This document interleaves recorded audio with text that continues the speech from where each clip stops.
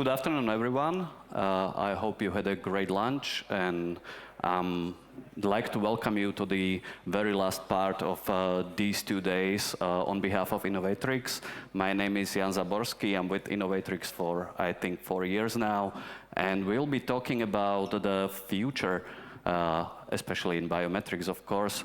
And when you talk about the future, it's always best to start with the past. So I just remember that some 20 years ago, when I was starting as a journalist, I always liked technological gadgets. So 20 years ago, I, of course, bought the best phone ever there was, the so-called Matrix phone, Nokia 7110.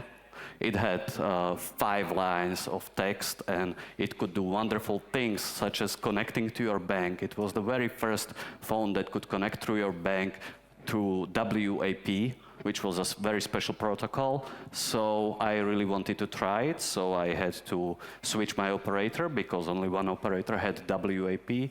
Then I had to open a new banking account, because my bank didn't have WAP banking. And then I had to ask my operator to ask my bank to give me a new SIM card.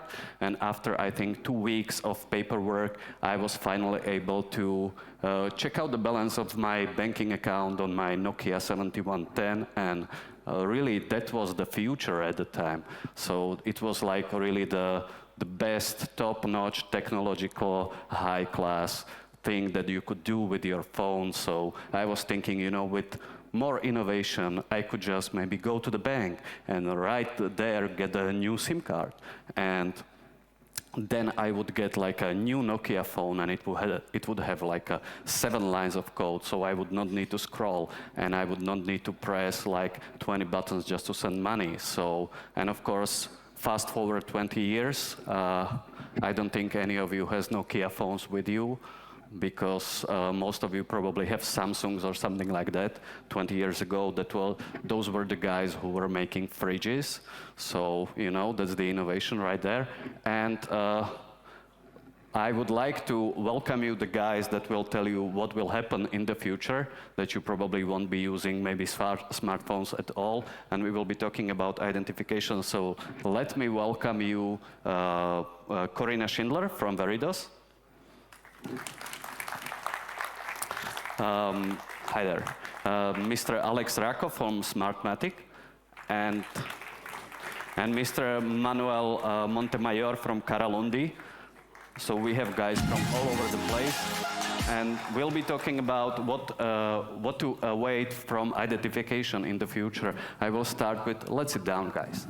I will start with Corinna, and she will explain to you how will we be using DNA, you know, not Nokia phones and not typing, but DNA maybe to do quick identification and verification in the future. So Corinna, please. Thank you so much. So this is the clicker, I assume. I'm not sure if the presentation is ready here on screen. If I look at this one.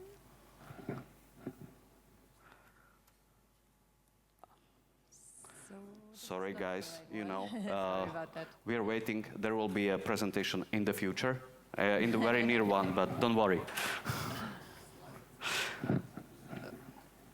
While you're waiting, don't worry to ask any questions that pop into your mind through Slido. We will get to them at the end of the presentations and of the small talks, and there will be quite a lot of time to ask any questions, so don't worry. Okay. Future again. Alex, you should be the first. I was just told. Can you hear? Yeah. We'll leave the DNA for the future. A little bit about Smartmatic. Smartmatic is the global leader in elections. We are a services company. We provide hardware, we provide software, but we provide trusted elections all around the globe. We have clients in many different continents. You can see here around 6 billion votes casted in the last few years, and we are very proud to say that 100% of our elections are being flawless. and trusted by all observers and all regulatory bodies. We serve like more than 30 countries all around the world. So,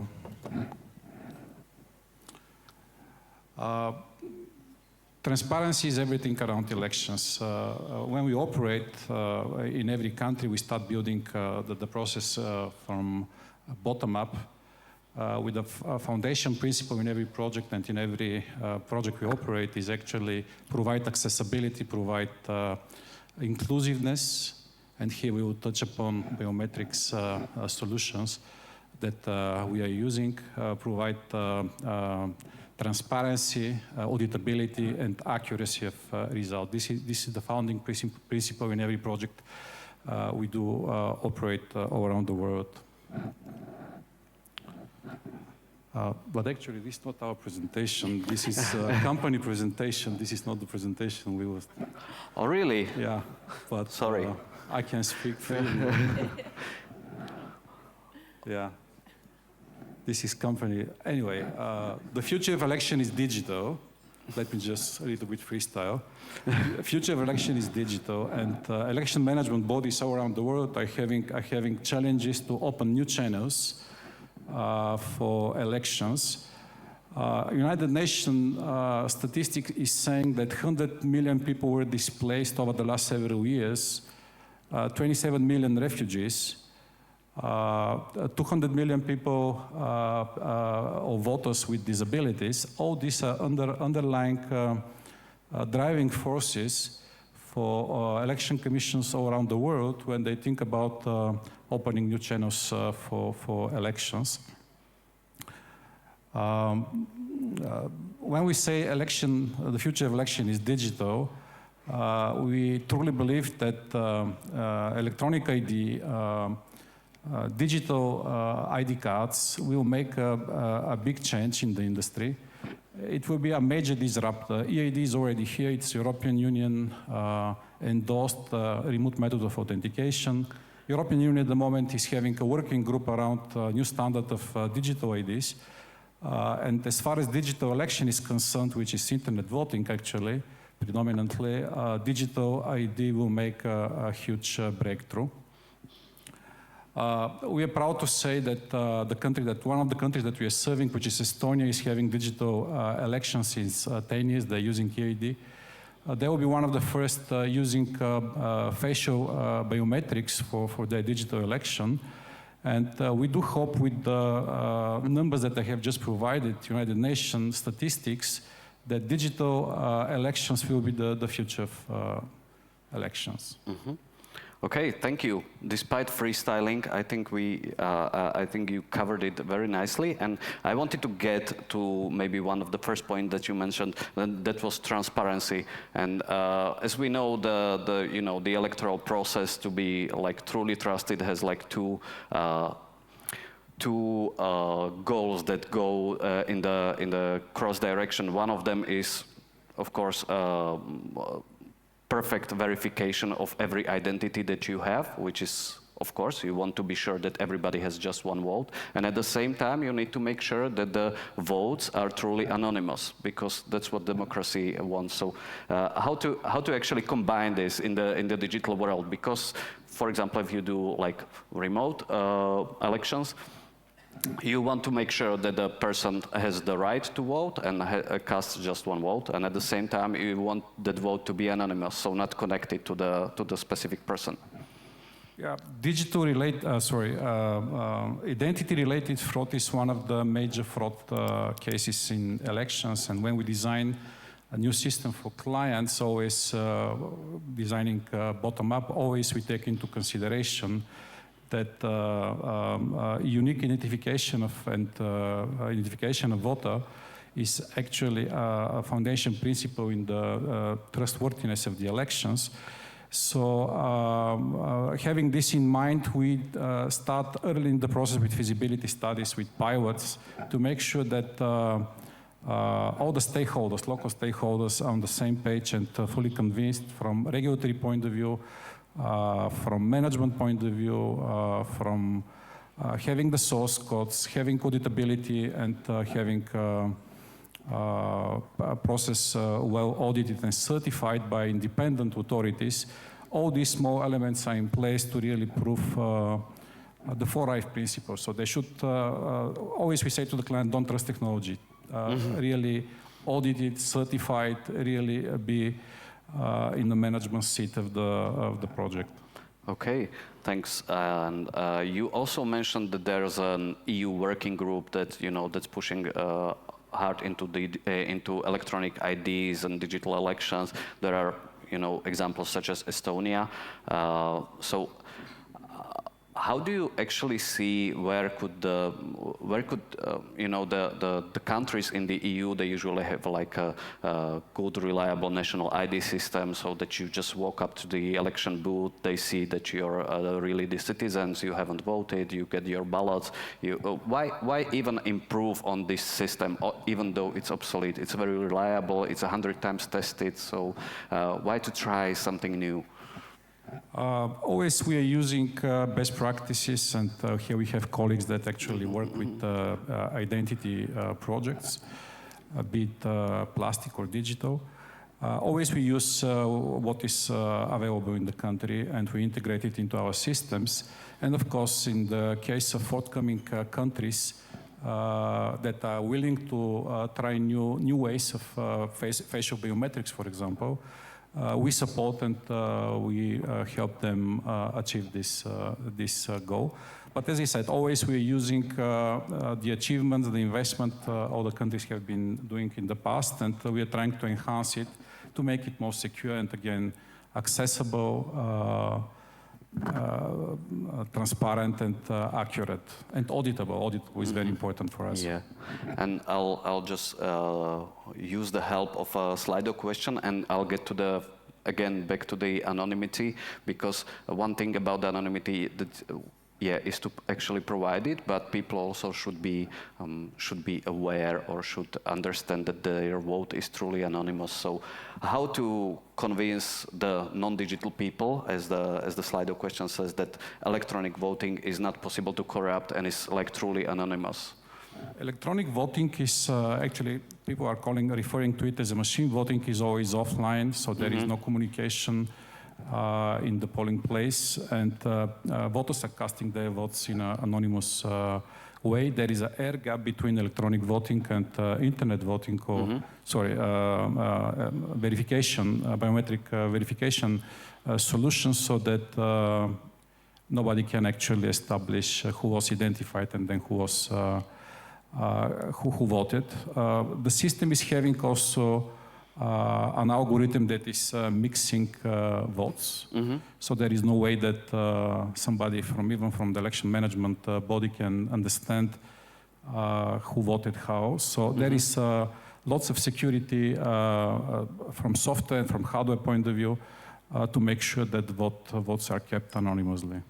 Yeah, and everything is subject to audit and certification. I see the guys that you're really thinking deeply about this, and it makes me feel more secure, even though I would still prefer, possibly maybe in the next few years, just to see the paper votes. But and also you have mentioned the electronic IDs. What tempo of adoption you actually expect? Because Estonia is a prime example of people using it. But where do you see maybe the countries that would take it up as well, and maybe the countries that don't want to have anything to do with that? All European Union countries have been endorsing the EAD standard of European Union. So. We're having a few projects now in European Union, so we are using EAD databases already created. Some of them are looking also for the face biometric recognition. And as I said, there is also a body in European Union putting together a standard for digital IDs. So once in place, this will be a major disruption in the election industry. Because widely then we can onboard and enroll, register and authenticate millions of voters. Yeah, and when you talk about this major disruption, how many years in the future are we actually talking about? I do believe we're talking about 5 years or less, because everything goes super fast. Remember that digital IDs are issued by Ministry of Interior, so the governments in every respective country, so we tend to believe authorities issuing documents. EU preferring still paper voting is something that is moving very fast, and voters really endorse, and because they're already digital in banking, they're digital in the way they file their tax declarations. And I think the last mile, it is very sensitive, is the voting process. We have also a statistic, and this is also United Nations statistics, saying that only 27% trust governments. So the way government actually manage and storage your biometrics is something that we as citizens don't really put trust there. At the same time, we trust banks, we trust the big platforms, social platforms where our biometrics are already there. And I think digital ID is going to make a huge change in...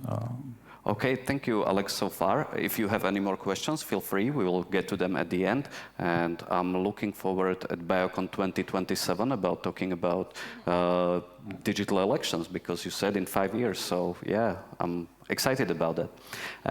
Next up, and I think, you know, for the future, I would like to see more female speakers, because Corinna is really the first one talking here, except for Barbara. So I truly believe that next BioCons will have more female speakers. And yeah, so you are the first woman, you know, the second day of BioCon here. So let's hear about the DNA. Honored. Yeah. Thank you so much, and I think the intro on the digital ID topic is actually something where we at Veridos with identity solutions are supporting the overall end-to-end process, because digital ID is only secure if you have a secure root of trust, and I think VeriDNA can be one of the answers to this.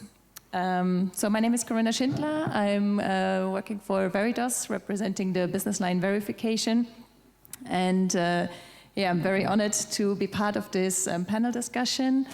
And what I would like to present to you is how the use of DNA as a new generation or next generation modality can secure identity management. And typically, when you think of DNA, what typically comes to your mind in the first moments and thoughts is typically not what I will present you in a minute, but rather you think back of biology classes back in school, maybe some prenatal examinations, and then typical the criminal investigation area, and maybe some other thoughts. But what we at Veridos and together with Innovatrics have been working on is revolutionizing the use of DNA to use it for identity management in the civil context.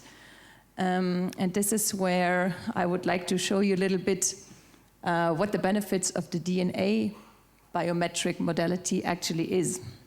Typically, you think DNA, this sounds scary. You must provide a lot of personal information with genetics and so on, but this is absolutely not the case. One of the advantages of the DNA is the actual accuracy.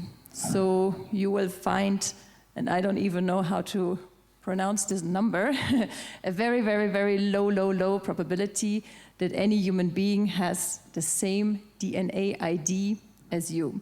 This is the case for identical twins, and of course this happens. But apart from that, the DNA ID or the DNA-derived identifier is a very accurate modality. On top of that comes the stability. So, as you all know, fingerprints, iris typically change over time. So you cannot, for example, use a fingerprint of a newborn and keep this fingerprint stable over the entire life.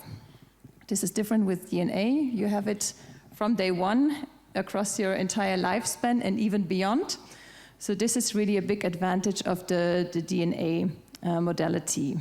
On top of that, it is fully private. It doesn't reveal any information because it is a pure combination of numbers. So in the end, what we do is we create a length profile, which is totally individual, but it doesn't reveal any information on any genetic predispositions.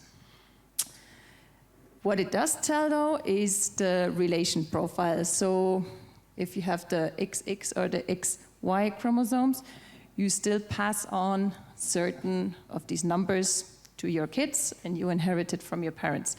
So you can create relationship models. So this is something where we see a big advantage in, for example, when we look at human trafficking or in the context of migration management, that we say, okay, I have now arrived in a new country and I ask for asylum, but I also want to bring my kids from country XYZ.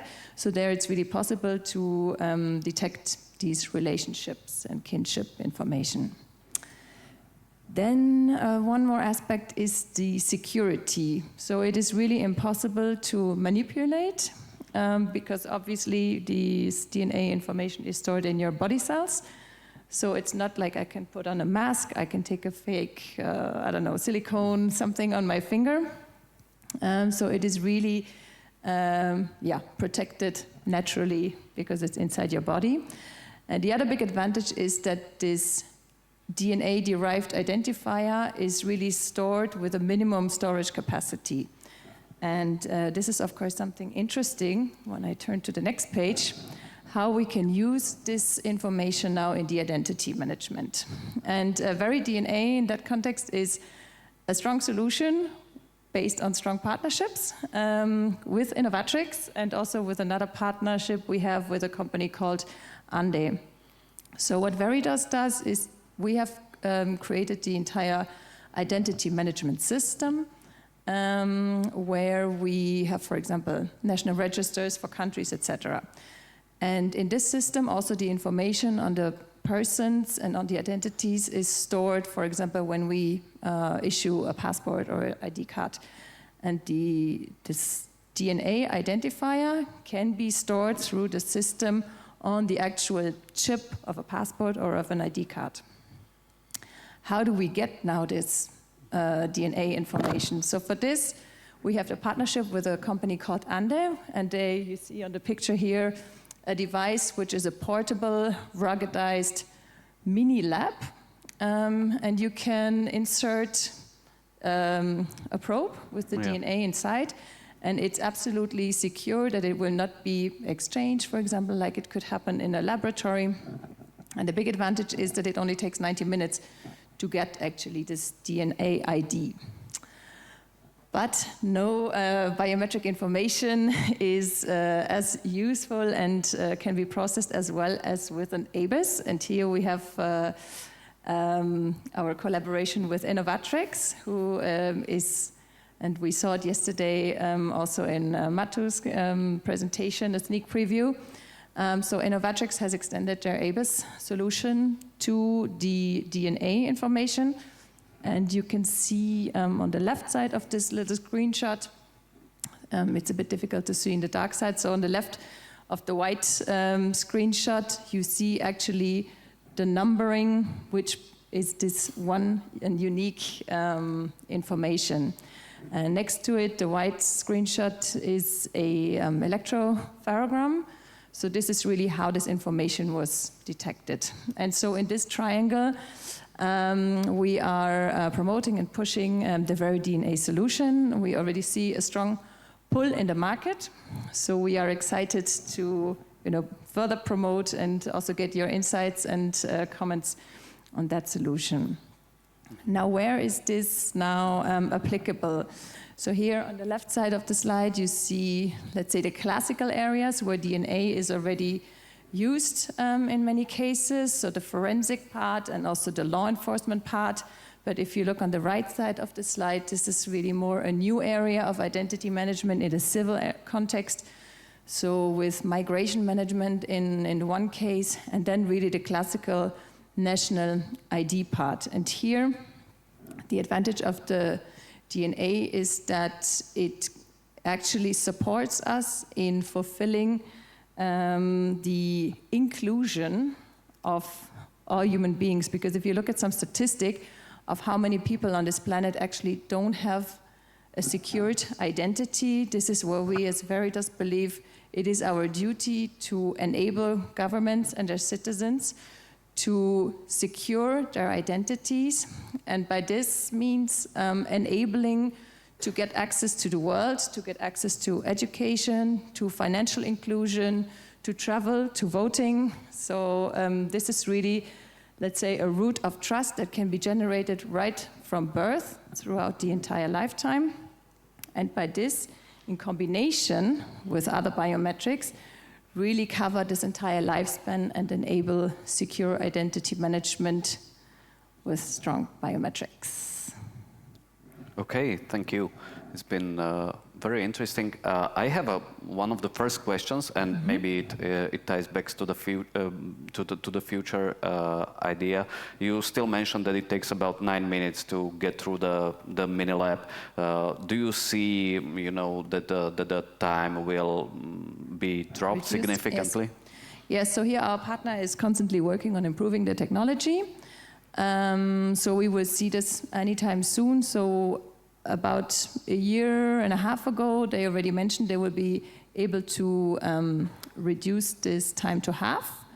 I will have a meeting with them in November, so let's see what they bring up with new innovations and the progress there.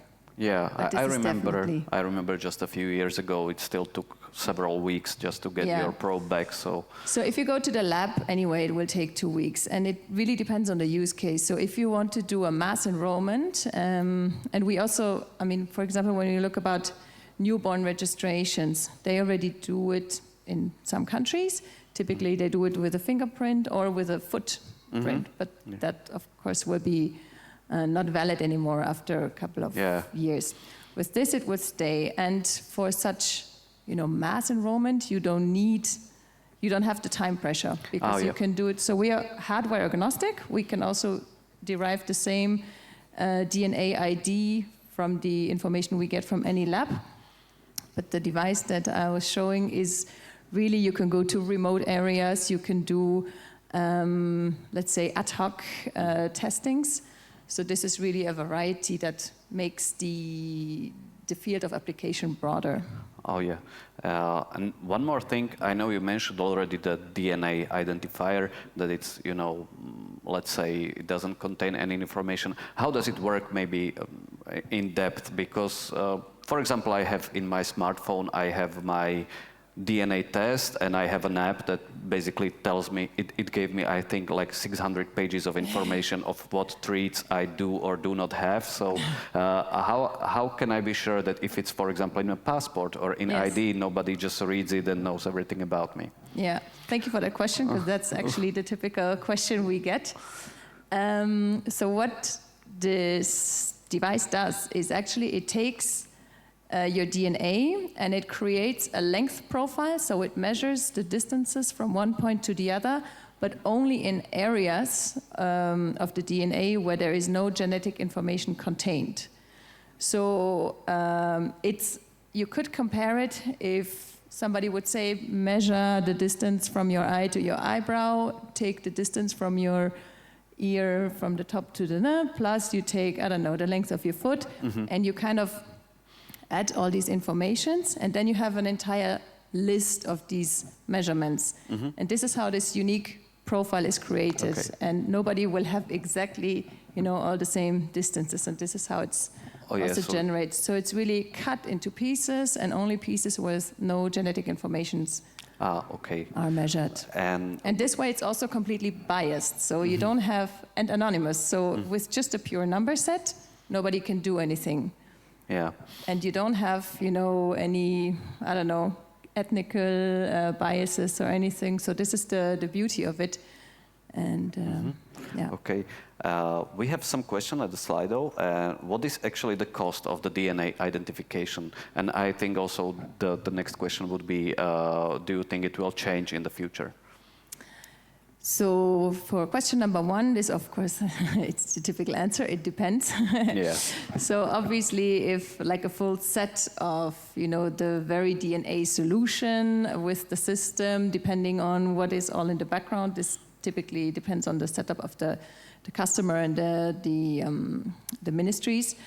The device itself, together with the probation tubes, we have different business models there, because typically you either have the device itself and then low cost for we call it the chips. Okay. Or you can have the, Nespresso model, where you actually pay a lot more for the chips, but nothing really for the device. Mm-hmm. So therefore, it always depends a little bit on the overall we have setup. maybe a ballpark figure, just if you want to check one person, for example, at the airport, because you're not sure of their identity and you really want to compare it to the passport. So what would it be? Would it be like 10 euro or maybe 100?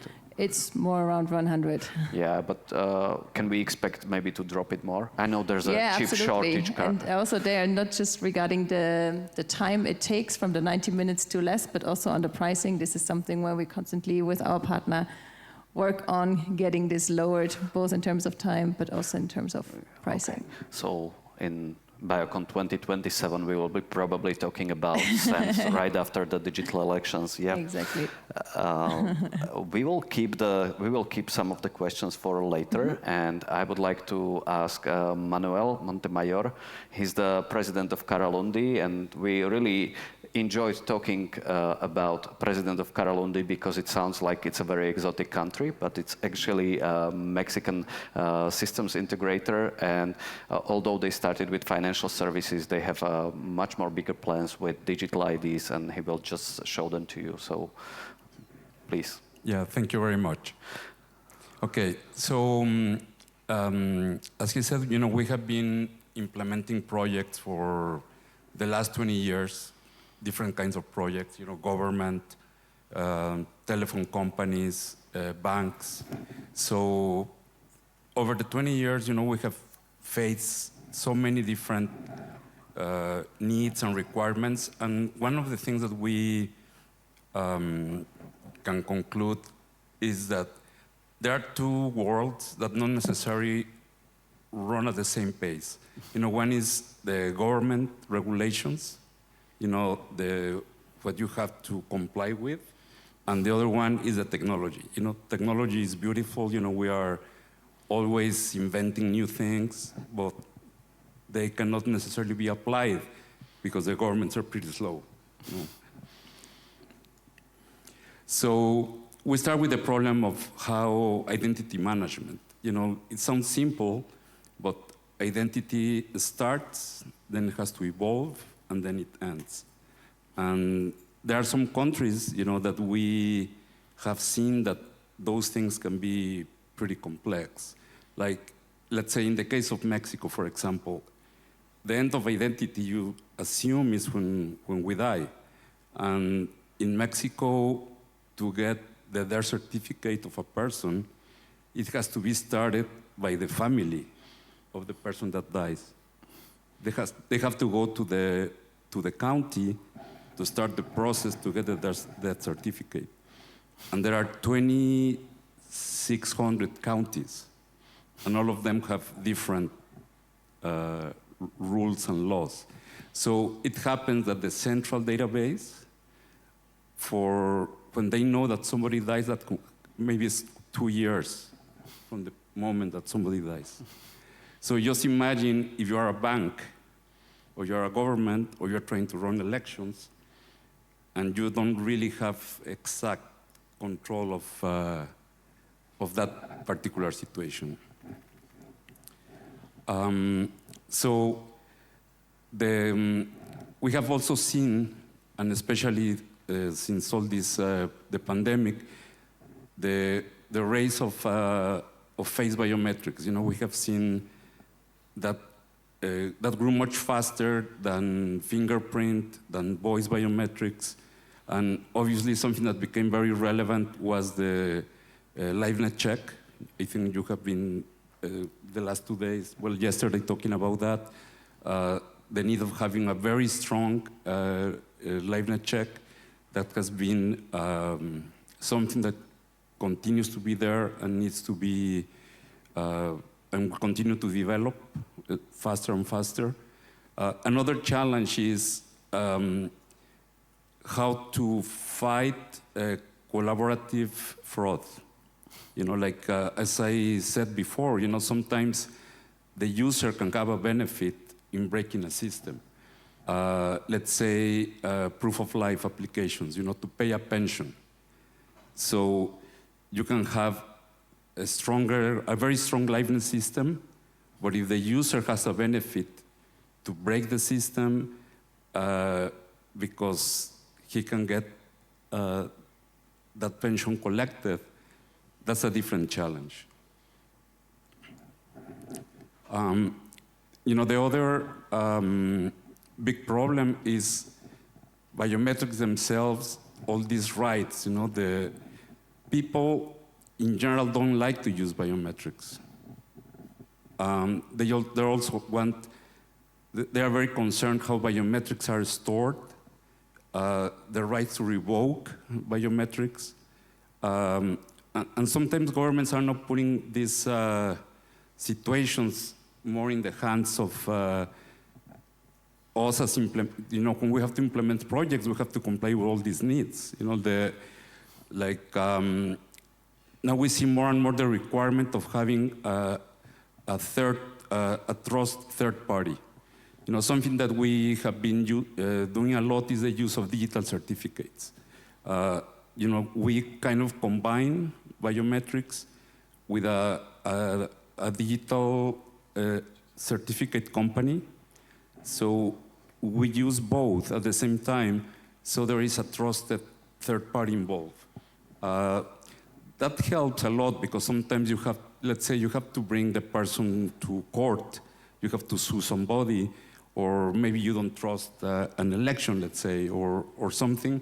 If you have a third party involved in the path of the biometric, then you are not the judge and the other person. You know, you can bring somebody else into the discussion. Finally, and it has to do with what you were talking also, all these new technologies, you know, the use of blockchain, for example. We see coming a lot the use of like a standard encryption, standard templates, so you don't really store the person's information, but you can do a match in a generic way. And the use of digital ID, what you were talking about, for digital ID cards, or that can be, or digital certificates can be a very important component to make solutions more universal. Thank you. Thank you, Manuel. And I would maybe start with the question of how to actually keep the whole system in check, because what we are basically talking about is having a registry with a lot of personal data. As you said, the people are really touchy about that. How to actually keep it secure and at the same time simple to use and at the same time reliable and trusted. I mean, that's probably the challenge that you are meeting the most with right now. And just as you mentioned, the regulation is always falling behind the technology. So how to actually maybe educate or get in line with the government officials that are actually ordering these systems, because there are possibly some challenges they don't even know about that you know that are there. What's your experience on that? Well, I think that teaming up with digital certification providers, combining with biometric technologies has been a very important way to deal with that, because that allows us to, when you define or design a process, that allows us to bring the best of the technologies, there are so many different Legos, that you can use fingerprint, touchless fingerprint, voice, face. combined with this trusted third party, and you can implement that in all different processes. You can implement that concept when you open a bank account, when you open a pension fund, when you, for an election, when you issue a digital card. So that has been a way to maneuver when sometimes the laws are behind. And how do you see maybe the near future? Where is maybe the biggest obstacle into adopting like this complex system or more complex system? Is it maybe the users? Are they too afraid of it? Maybe it's the government, lacking the regulation? Well, I think it has to do with what my colleagues were explaining. I think that, in a few years when digital IDs become universal, and we have a better management of the identity management cycle, the complete cycle, a better management of it. I'm not talking of only developed countries, but also not developed countries. That's a big challenge, all these refugees and all these countries where the laws are really behind. I really think that that's going to, having a strong identity cards and trusted third parties, that trusted third parties is becoming also a very interesting field because everybody wants to play there, the governments, but also the telephone companies. The telephone companies want to be now to issue and manage identity, and sometimes they don't have the government mandate to do that. Yeah, and banks want to do that as well, and maybe some other players as well, because it's a nice position to be in, being like the trusted party, the official trusted party. I think everybody here, especially if you do business, want to be there, the trusted party of the government. So I have a question for you all, because we are touching maybe the same points from different points of view, and you are all from companies that are working with trust and with, let's say, reputation. And, it's very important to not lose the trust, because the people wouldn't trust the elections, the people wouldn't trust the documents, the people wouldn't trust the system. So how to actually walk the line between adopting new technologies, new unproven technologies, because often, as you said, Manuel, the regulation is not there yet, but technology is. So how to tread the line between, adopting the technology and not risking your reputation? And I would like to hear the answer from all of you, but maybe start with Manuel. Well, that's a tough question, because I think that's where innovation happens. That's when you really have to design a new process and be creative. What I tell when our engineers, what I tell them is, we don't teach them how to build boats. We teach them the passion for the sea. So they can figure out solutions. Yeah, they can find much better thing than just the boat, well, right? I think that gap between regulation and technology, the Legos are there, but how can you implement those? Like DNA. If the law doesn't allow the use of DNA, what are you going to do? Okay, that's a tough one, but let's say that the law doesn't allow the use of biometrics, then you have to not only maneuvering, political maneuvering, but then you need to find, maybe the law allows the use of a digital ID card, and maybe you can put the DNA behind the ID card. Things like that. It's innovation in process. Thank you. Alex, yesterday, for example, we had an example from the elections in Guinea where, we just heard that the people will be trying to spoof the system with enrolling children, and we had to filter them out. And, I think this is happening probably in some different way in all of your elections as well, trying to spoof the system. As you mentioned, the identity fraud is like the number one. So how to actually, keep the system reliable and at the same time use all the available innovation? Yeah, fingerprint voter's authentication was not in the industry 10 years ago. Now it's a common domain. Look at Africa, it's such a dynamic place and so many opportunities. We are proud to serve countries like Sierra Leone, Uganda, Kenya, Zambia. So really it's a common domain. It took 10 years. We are tracking 177 countries that are running democratic elections, so 26% of them are using either biometric pictures or photos or fingerprint for registration and authentication. So, as I mentioned before, we are absolutely sure that the next leap of innovation will happen faster. And this is really the facial biometrics that will allow really booming the digital voting. Yeah, we hope for that as well, because we like facial biometrics, right? So, Yeah. and Corinna, how do you actually do that? I mean, you're a 200-year-old company, you know, with ties to lots of governments doing digital printing. So why don't just stay with that, but look into DNA? Well, I mean, it's always or often said that new technology are often overestimated in the short run and underestimated in the long run.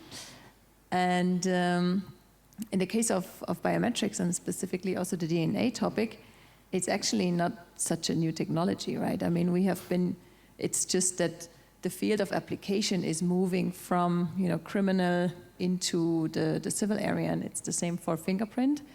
Before, it was just used for, identifying suspects and crime scenes, and now we use it every day. It's the same with the DNA.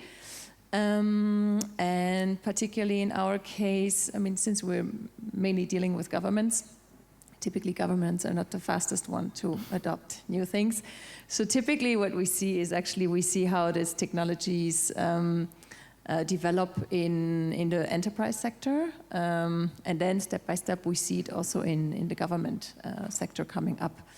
In the case of the DNA, for example, there is legal regulation, so there are so-called DNA acts, which are applicable in all the countries, or in maybe not all, but most of them.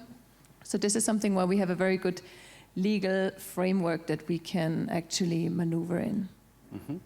And I wanted to ask another questions to all of you as well, because you touched on that point several times, each from a different kind of view, and that would be inclusion. We have many people without identification, as you mentioned, and we want to give them the right to vote in the elections. We want to give them financial services as well. So, but at the same time, those are not the people that are, at the top of the interest when we are talking about business. So how to actually, create the push for inclusion to get them included, to actually think about people that, are not, from the business point of view, are not maybe that interested. So, because I can see that you can do a lot with DNA, for example, the analysis, just for, I don't know, reconnecting families, caring for refugees as well, but you still need someone to actually buy the machines, buy the system and everything. Push the interest, yeah, exactly. No, I think actually in the case of inclusion, it is beneficial both for the government as well as for the citizen, as well as for the business, because looking at banks, for example, I mean, the more customers they actually have at banks, the more beneficial it is for the bank, but it's also beneficial for an individual to, if you want to create your own business, you need a bank account. I mean, without a bank account, you are nobody in terms of, you cannot really establish a financial basis for your personal and also for business growth. So therefore, I wouldn't see it that either or, but more, let's say, from both sides, a combined advantage. Thank you. I would say that the biometrics is the only solution for inclusiveness, really in a mass way. We are dealing with millions of voters that we are onboarding in a matter of 8 hours to avoid queues, to be accurate, and to have auditability and verifiability of what's going on in a particular polling place or remotely, if it is a remote registration and authentication, there is no other way around. So it's all about biometrics, and biometrics in the industry is a game changer. Even with the fingerprint voters verification, some countries started to use it along with machine-readable zone of the ID card, reading of the ID card, and at the same time taking fingerprints as proof of being authenticated. they have enhanced the solution towards voters can be authenticated only by the means of fingerprints. No document is needed. And that is a great encouragement, really, of how biometrics can be used as an ultimate solution towards verification, which, as I said, is a major trust element in the elections. Thank you. Manuel? Yeah, I think more or less in the same lines. I think that digital identity should be a universal right, not only identity, digital identity, and also government should need to innovate more in the role of, how you locate a person, not necessarily we're used to the street and number, but sometimes people move a lot, and so you need to have a different way to address the location problem, and the role of third parties, because when you talk about who issues identity and let's say, what we're talking before, when the carrier issues identity, so, and then you have a problem with the carrier is going to sue you, the same identity provider is going to be against you. There should be a figure in the middle that is not necessarily the same person. Yeah. Okay, thank you. I have some questions that's on Slido, and I have this innovative idea that if you have some question that you want to ask in person, you can just, let's do just the quick show of hands, and we can hand you a microphone, and you will be prioritized. I know it's maybe too innovative, but if you want, you can join like that. But we still have some questions as well. So I think, Corinna, that's for you. Everybody is interested in DNA. I thought as much. How does the verification actually happens in the case of DNA? Yeah, and maybe the second question I can answer too, Yeah. both together. So that if you need to use blood, yeah. You don't need to cut your arm or finger or anything. Don't worry. So it's really typically you have a swab and you have a saliva probe, and you put it either in this machine I showed or in a lab. So this is why also the verification of the DNA, it's not something that you would do in your daily routines like 10 times to unlock your smartphone or something like that, obviously. So it's really more, let's say, a source of truth in the case of doubt where it really matters.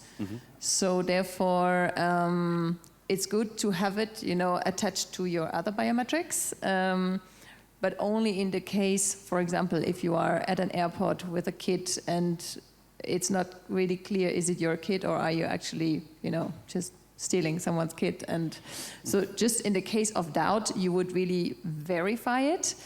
And then you actually need the infrastructure, the ecosystem. So either the rapid DNA device or a lab or whatsoever. And with the device, with a 90 minutes waiting period or waiting time, it's some time, but it's also not that long. So yeah, it's pretty quick. It's rather like how big is the damage if you are not sure.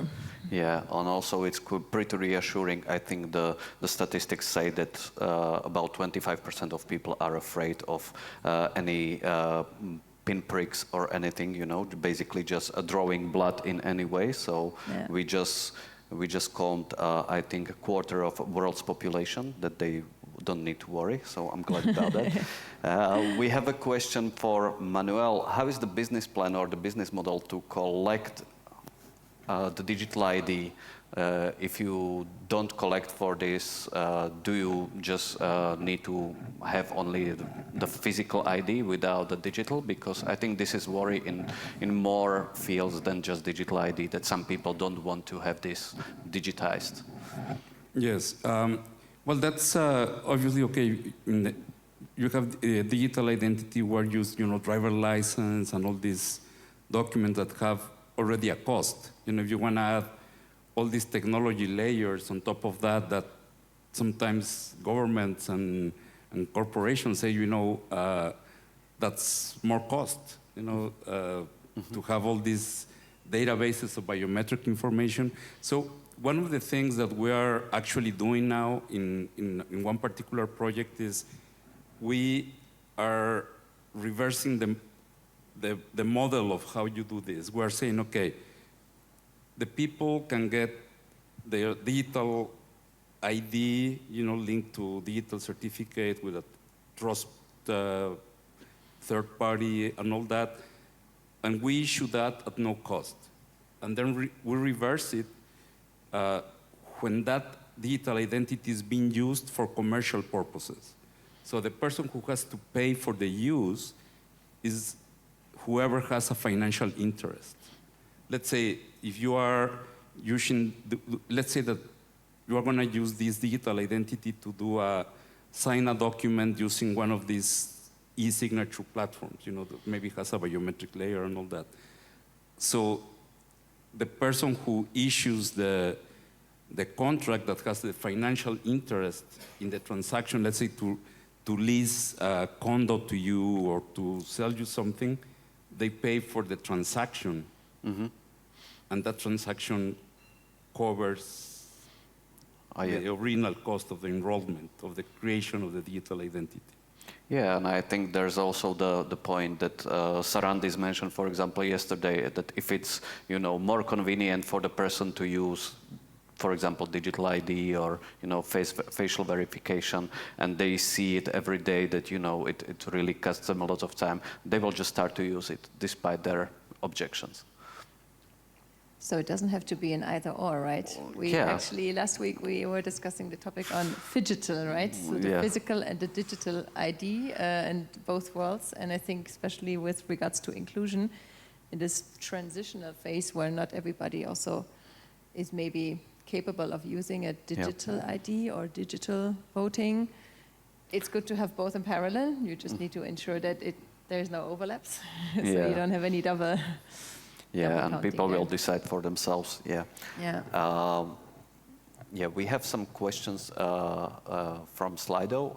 How to achieve that older people will use electronic ID and digital election processes instead of the traditional approach? I think this plays also to the, I think, a not very correct idea that older people are not digitally savvy, which, writing with some of my grandparents' emails and posting photos, they are very capable of actually using it, if it fits their use cases. So how to, let's call it, how to persuade people to actually use a digital eID in election process? Yeah, again, I'd like to give some example with Finland, Estonia, New South Wales, State of Utah, US. First election 10 years ago in Estonia, only 10% voted digitally, 90% paper and pencil. Last election, 2021, 60% voting digitally, 40% pen and pencil. So that takes time, that takes lots of training, that takes trust. Trust is not given for granted, so it's earned, and it's a process. So one of the underlying factors of success in all these countries that I have mentioned deploying digital is that eID is used not only for elections, it is used also for banking, it is used to file tax declarations, so everybody protects it. Mm-hmm. Because that's identity that really is used widely for all type of interactions. The next question, which goes towards how digital voting will not be misused, and helping all the people. We are speaking about coercion, and the way that we are fighting against this is that when we put together the grounding principles of digital voting, always we put different channels. It is not only digital, it's also electronic, which is voting terminals in the polling place, or is it the traditional way of pen and pencil. And if there is a case of coercion, we open the digital voting like a week or two before the elections. Now we serve a midterm election in US, and the same principle applies there. So whoever votes during these 2 weeks is also allowed in the voting day to come and cast their vote manually, and only the last vote is counted. So there is a ways to really fight against coercion, and this is one of the ways. But it takes lots of training, and as I said, trust is built over during the process, during several elections, and we see successes where government, parliaments, which is the regulatory bodies, because they're putting together the laws, election commissions, which is managing it, and technology partners are working closely with academia and NGOs, all stakeholders, observers also, to really put together trustworthy process that everybody trusts and certify and audit. Yeah, I see again that you're using, that you have processes to actually ensure that everything is fine. Manuel, you have... Yes, I wanted to address the question of the elder people. Something that we are facing that, or we face that situation with in a pension payment project for retired, very old people. So the use of multi-biometrics, and we defined like a criteria. There was like a primary biometric and a secondary biometric, but they could choose, there is people that sometimes, and we were using voice, face, and fingerprint. So you can make it in different priorities, and we went a step further with the approval, obviously, of the company that was running the project. They defined the figure of a caretaker. So even that means using the biometrics of another person to service another person, but defined contractually. Yeah. It's a little complex, but that, somebody that cannot, maybe they have, is impaired in voice, impaired in different ways, can still do things. Yeah, and from the digital point of view, you still have the paper trail that the caretaker actually took the decision and not the person themselves. Yeah, but it has to be very well defined, in the process. Yes, thank you. And this is a question for Alex. How do you ensure that the open source code is, it's about auditing the election code, and I'm not seeing very well from here. So how do you ensure that the open source code is actually deployed in the field? How to make sure that the code that has been audited is actually the code used in the election? There are specific techniques for auditing and certification that are used globally. Once the source code is deployed to the independent electoral authorities, all the stakeholders and political parties get together. They actually test inside out that the code does exactly what it means to do. At the end of the procedure, there is a split of the code, so-called the hash is created, so that the different pieces of the code with a specific signature are in place. This string of numbers and letters, the string of the hash code is placed in front of every polling place, so that the voters can see on their receipt that the hash that has been split during the certification was not altered and was not changed. And this is the hash that is printed by the voting machine. So, as I said, there is a specific ways of really proving that what has been audited and certified was not altered and was not changed retroactively. And we encourage all the electoral bodies around the world to use these best practices to make sure that trust is there. Every particular voter can touch it and test it. Thank you. Really see it. But we have one question regarding digital ID. Again, how do you see the roles of Google and Apple in adopting digital IDs and in using digital IDs? We know that Apple already has their e-wallet and some early trials of driving licenses, for example, in the US. So how do you see their role as the global companies that basically control everything that you have in your smartphones? Well, that's an interesting question. I personally don't think that any major company should play that role, but that's my view. It should be somebody in between. You know, if they create the identity, somebody else should be the trust center. They should not be both, you know, I think. Yeah. You mean they would just provide a wallet that you keep your EIDs in, but not be control of them? Yeah, they should be someone else. Yeah. You should be the government, you know, or but. Okay, thank you. I think we are just about running out of time, and I really, before I thank you, I really want to see what you're expecting for the future in your fields. Let's say when we meet here, or in Ecuador, or in Mexico, or in Costa Rica, because we've been invited all around the world. So when we meet at BioCon, wherever it is, at 2027, what do you expect in your fields to be, you know, different? Maybe involving biometrics, maybe not. What do you think? Well, I think the digital ID is definitely going to play, or is more reality than it is today. Of course, it needs to be secured in the back with all the trust anchors that we have, and I think here we have seen a lot of examples now. Also, I think by then the elder generations, whether they already use it now or not, it should be a normal thing to use it. Yeah, digital ID will disrupt the voting industry. It will make it cheaper, more accessible, more accurate that it currently is. And we as a company forecast that this will happen in less than 5 years. We see first projects coming, and similar like fingerprint voters registration and authentication. Because the industry is very integrated, once first project really delivers success, many other countries will follow. Thank you.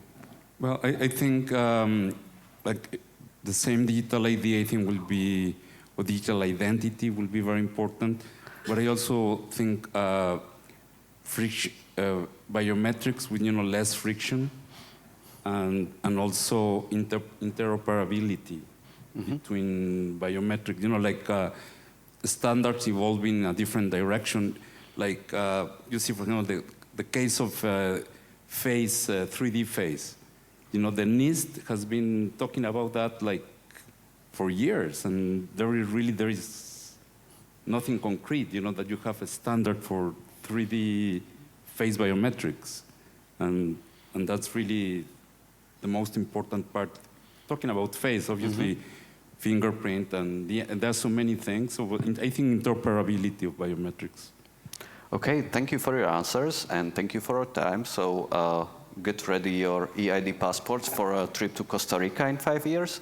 And I would especially like to thank Corinna, Alex, and Manuel for coming here and sharing their thought with us. I hope we inspired you a bit for your future projects, whatever they may be, and see you in the, I hope, very near future. Goodbye. Thank you very much.